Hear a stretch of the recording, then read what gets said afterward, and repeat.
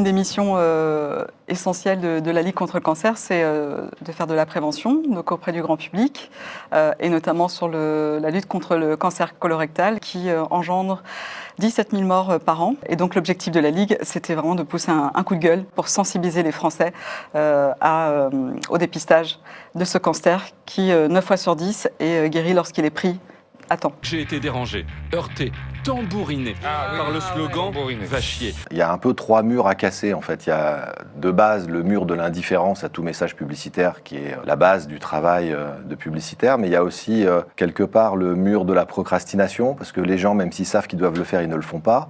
Et il y a presque un 3e mur, alors je ne sais pas s'il faut l'appeler le mur de la honte ou le mur de la gêne. Pourquoi ? Parce que c'est tabou en fait. Ce qui est choquant en fait, c'est d'avoir 17 000 morts. Il fallait casser ces 3 murs. Donc on s'est dit qu'il faut frapper fort, sinon il ne se passera rien. 2 tiers des personnes concernées par ce dépistage ne le font pas. Le but, c'était de faire émerger une prise de conscience, donc à la fois chez les hommes et les femmes qui doivent se faire dépister parce qu'ils sont dans cette tranche d'âge des 50-74 ans, mais aussi, par exemple, pour un enfant, pour la première fois, de s'autoriser à dire à ses parents ces 2 mots-là, s'ils sont dans cette tranche d'âge, bien sûr. T'as pensé à quoi penser ? Va chier.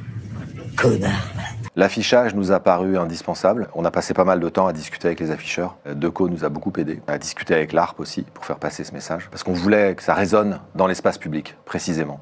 On a voulu aussi, évidemment, se servir beaucoup de personnalités, de relais d'influence, pour que sur les réseaux sociaux, dans les émissions de télé, sur les plateaux, on en parle beaucoup.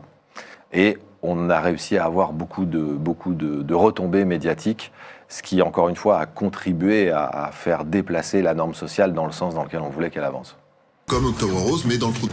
C'est une super campagne. L'objectif de cette campagne a été tout à fait rempli en termes de sensibilisation, puisque 77% des personnes qui ont été exposées au message de campagne sont prêtes à inciter leurs proches à se faire dépister. L'autre chiffre, c'est les 30% de dons en augmentation dans le cadre de cette campagne qui permettent de lutter aussi contre le cancer de manière générale et notamment contre ce cancer également. On va chier et c'est terminé.